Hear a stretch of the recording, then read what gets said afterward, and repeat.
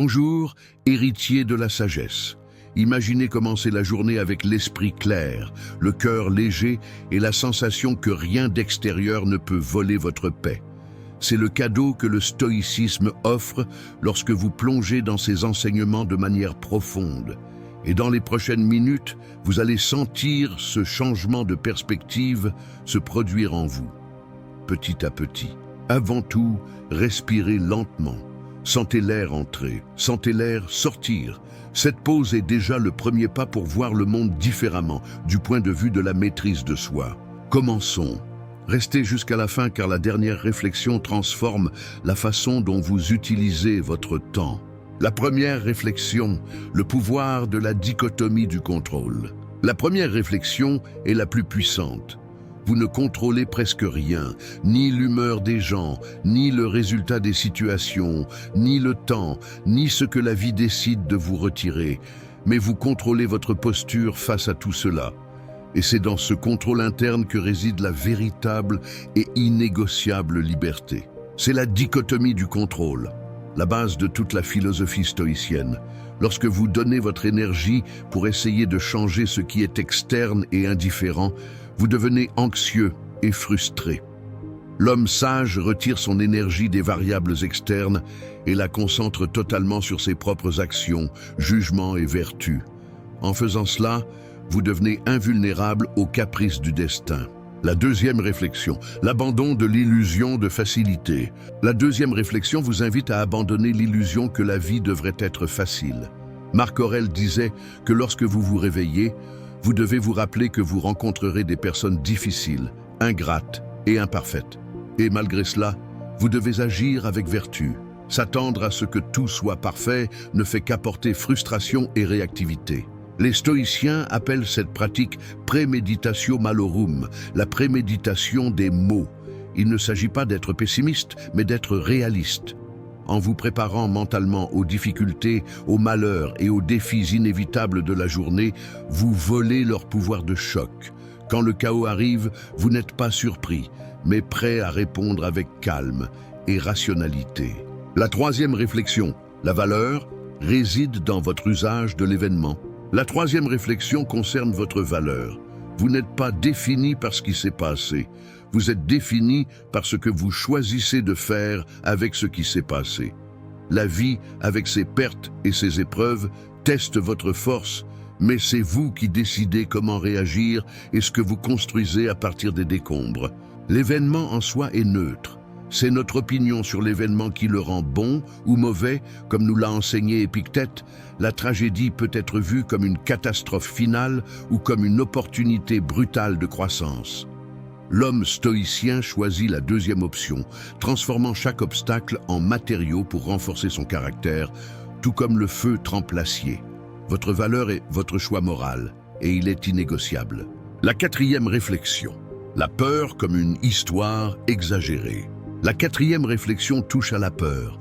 La peur paralyse, mais presque toujours, elle n'est qu'une histoire exagérée que votre esprit crée.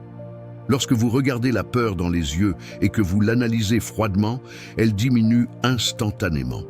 Le stoïcien marche avec la peur, mais ne la laisse pas prendre les décisions ni dicter le rythme de sa vie. Pour maîtriser la peur, Sénèque suggérait que nous nous demandions « Quelle est la pire chose qui puisse arriver et puis-je le supporter ?» En confrontant le pire scénario possible dans votre esprit et en vous préparant à la possibilité d'y survivre, la peur de l'inconnu se dissipe. Le vrai danger ne réside pas dans ce qui peut vous blesser, mais dans ce qui peut vous corrompre et vous faire agir contre votre propre vertu. La cinquième réflexion, l'insignifiance des opinions externes. La cinquième réflexion parle des opinions. Les gens parleront toujours, et vous n'avez pas besoin de leur prouver quoi que ce soit pour avoir la paix. L'homme sage ne vit pas comme un acteur essayant de plaire à un public qui change d'humeur à chaque minute. Il vit selon ses propres principes et sa boussole interne. La quête d'approbation externe est l'une des plus grandes formes d'esclavage mental. Marc Aurèle nous rappelait que la vie d'un homme se mesure par son propre tribunal interne et non par les applaudissements des foules. Libérez-vous de la tyrannie de ce que les autres pensent, de votre travail, de votre apparence ou de vos choix. La seule opinion qui compte pour votre sérénité est la vôtre, basée sur votre vertu.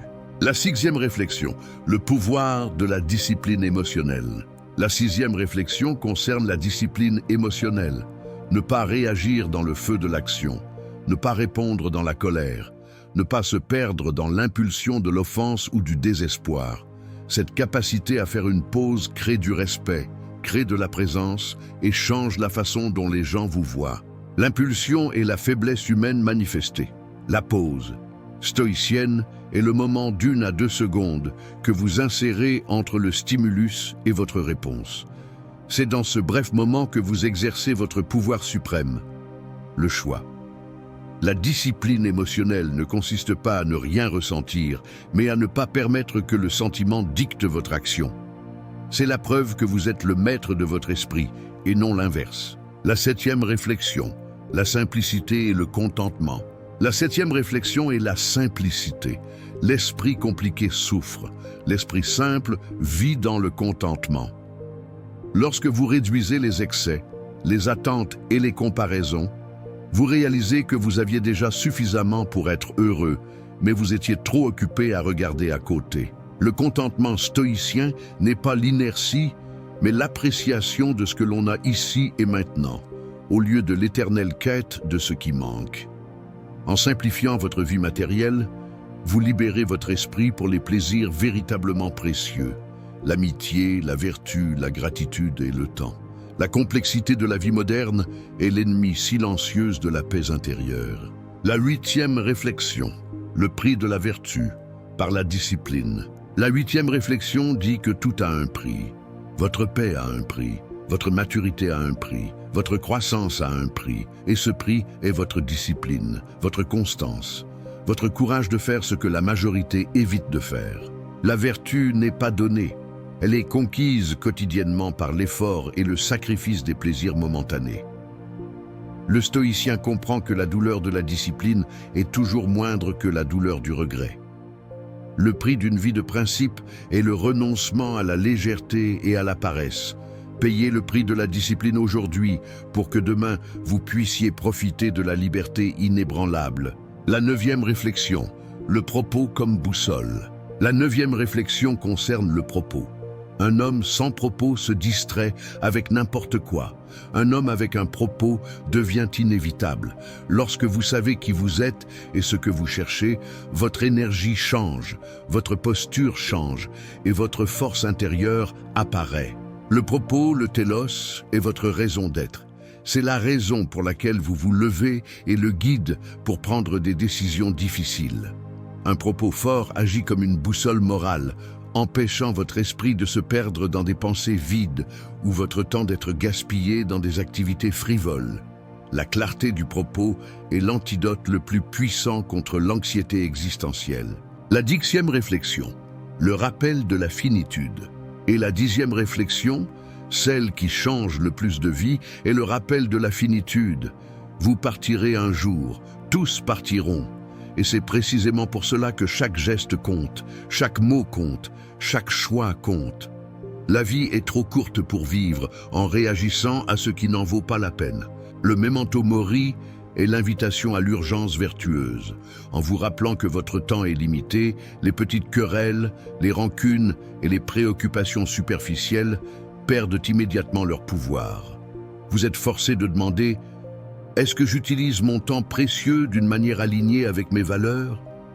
La mort n'est pas une tragédie, c'est la limite qui donne sens et urgence à la vie. Conclusion finale, la sagesse transforme votre vision. Lorsque vous rassemblez ces 10 réflexions et les incorporez dans votre journée, votre esprit entre dans une vibration complètement différente. Vous voyez les problèmes avec plus de clarté, les gens avec plus de calme, vous-même avec plus de compassion et moins de jugement. Votre paix n'est pas un accident, elle est le résultat direct de votre philosophie. Si cette vidéo a apporté paix, concentration ou clarté, écrivez dans les commentaires « Je choisis de voir le monde avec sagesse ». Laissez votre like et partagez avec quelqu'un qui a besoin de 10 minutes de concentration pour changer sa vie. Jusqu'à la prochaine vidéo, héritier de la sagesse.